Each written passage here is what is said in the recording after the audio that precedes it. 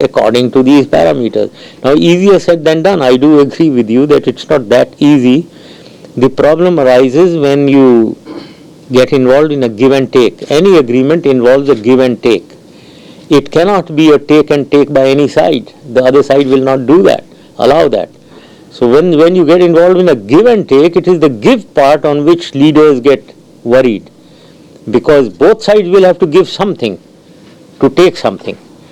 And it is that which may create, they get worried that it will create agitation in their own country, in their backyard. And therefore they may lose popularity, their party may lose popularity. So therefore a lot of boldness and courage is required by the leadership to reach an agreement where they'll have to give something to the other side. Having said all this, I believe if the leadership on both sides is sincere about resolution of Kashmir dispute and they are bold enough to go for this give and take, we can resolve the Kashmir dispute. And that is required, because I think when we are looking at terrorism, which or extremism in Pakistan society, there is it has a lot to do with Mujahideen struggle in Kashmir. There is great public sympathy for them, and thousands of people volunteer to go into Kashmir to fight against the Indian Army. Now that leads to extremism within our society. So therefore the core issue to check and control extremism in Pakistan is to resolve the Kashmir dispute. That is what I have been telling every Indian leader, Vajpayee Saab, as well as Prime Minister Manmohan Singh. We have to get to the core issue. Otherwise, you are demanding that we should curb extremism. Yes, indeed, we are trying our best. But unless we get to the root of the problem, which lies in Kashmir, we will not be able to control extremism effectively. Mr. President, Umendra Singh from the Asian Star and Punjabi Star newspaper. So, in your view, sir, what is the current status of relations between Canada and Pakistan, and where would you like these relations to be? If you were in charge of Pakistan again, where would you like these relations to be? Well, Pakistan, certainly we enjoyed very good relations. In my time, I enjoyed very good relations with every country. As I said, Canada was very magnanimous to write off $400 million of our debt. So therefore that itself shows that Pakistan had good relations with Canada.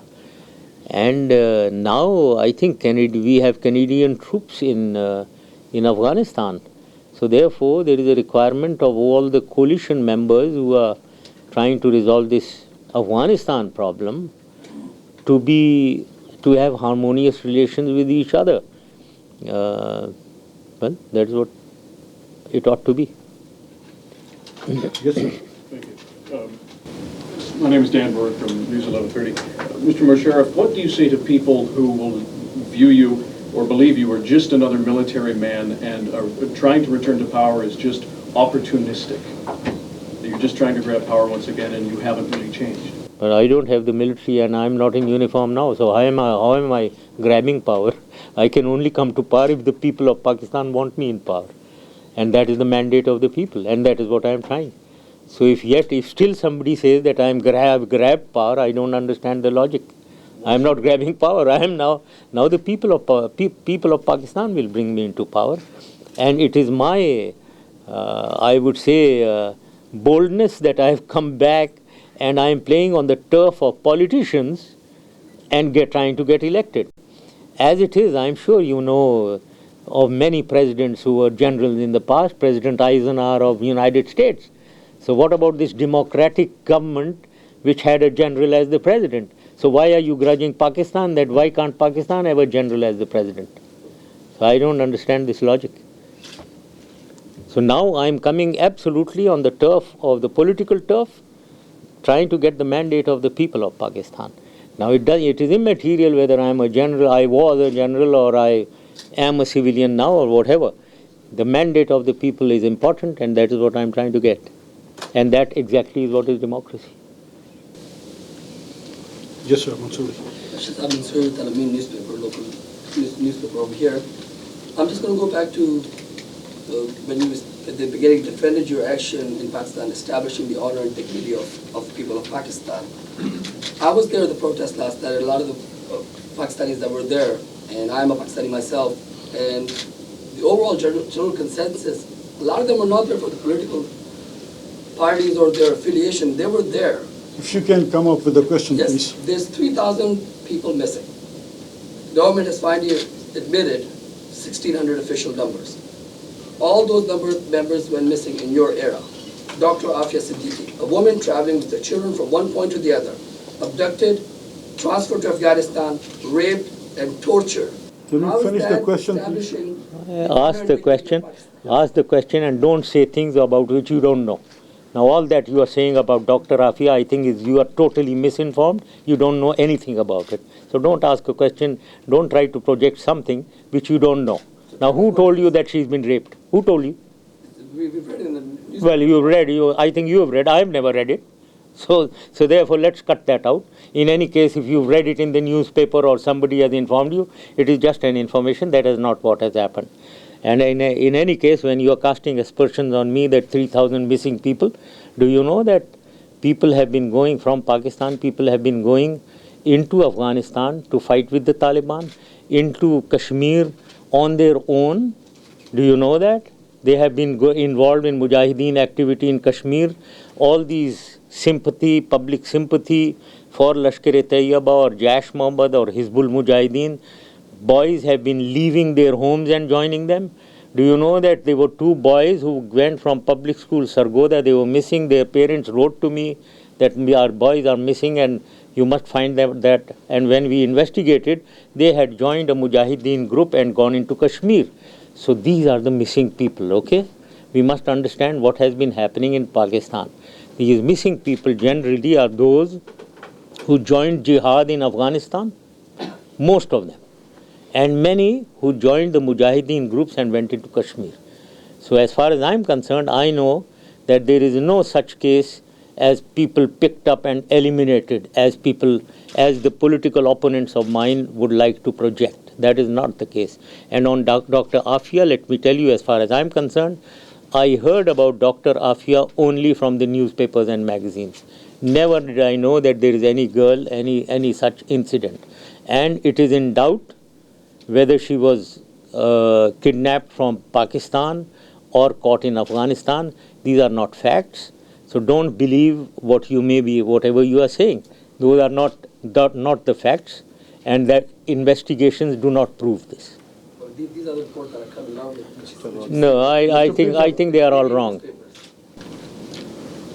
Just on India-Pakistan relationships, India wants to join OIC. What is the role of India in OIC, and would Pakistan support it? Not at all. Pakistan will never support it. And I personally, if you take my view, OIC is for Muslim countries. And no non-Muslim country should be a member of the OIC. We don't want to make the OIC as a non-aligned, a NAM group, non-aligned movement. OIC is for the Muslim countries of the world, as the name suggests. So how can a non-Muslim country be a member of the OIC? That's about 300 million Muslims in India. Well, then Russia should also be, England should also be, United States should also be, everyone should be a member of OIC, and let's create a confusion of the OIC. No, that should not be done. Please, Musharraf, I am Pirzada from the Muslim media newspaper Miracle. My question is this one, that you rule over around 9 years in the country. And what do you feel that what you can't do in 9 years and why you are coming? It's mean the Nawaz Sharif party and the Benazir Bhutto party, they took 2-3 times. So now you are coming in the same category? But no, you are wrong in one thing, that when you say that what I didn't do in 9 years, I did everything in 9 years. What do you mean by what has to be done for a state? Let's be clear on that. When for a leader or a government, what is the responsibility of a leader or a government for the country? Then we start the gauging. The responsibility is simple. Every government exists for the people. So therefore, welfare of the people is number one. and development of the state is number 2. These are the 2 responsibilities of any leader. Now, having said that, let's see what I did. Your welfare of the people, number 1. What is welfare of the people? Poverty alleviation, right? Employment generation, education, health. These are the responsibilities towards the individuals and their living conditions improving. In 2008, World Bank published, after I had left, the World Bank published the poverty figures of Pakistan. From 34%, they were brought down to 17% in 7 years. This is my achievement, right? The prices, today the poor men of Pakistan are facing inflation problem. Prices of essential commodities have gone up by 400% in 2 years. So therefore, that was my achievement. Now, I don't want to now talk of education and health, all the reforms, the universities projects, the primary education, primary and secondary education, allocation of funds. Just to quote an example, for Higher Education Commission, there were initial allocation in 1999 was only 600 million rupees. In 2007, we allocated 28 billion rupees. This was what I was doing for education of the people. Now, when you come to the development of the state, what is development of the state? First of all, is its economy. Economy must be on an upsurge. And we did. I don't want to get into the macroeconomic indicators of the exports having risen from $7 billion to $18.5 billion. Remittances of Pakistanis having risen from $900 million to $6.5 billion. FDI, foreign direct investment, having risen from $400 million to $8.4 billion in 6 years between 1999 and 2007. And as far as the fiscal deficit is concerned, revenue collection having risen from 308 billion rupees to 1 trillion rupees. This is what I did for the economy. And with this economy, now is the development of the state. And most important is communication infrastructure, which means roads, ports, airports, railways. Each one of them, there were tremendous amount of development. You know of the coastal highway, you know of the highway that we were developing from Gwadar to Ratodero, and then you know about M1, which is from Peshawar to Pindi, M3, which is from Pindi Bhatia to Faisalabad, M4, which is Faisalabad to Multan. You know about Liari Expressway in Karachi, you know about the northern bypass in Karachi, and you know the national highway, which is all dualized, and there are bypasses of every city. All this was done in my time.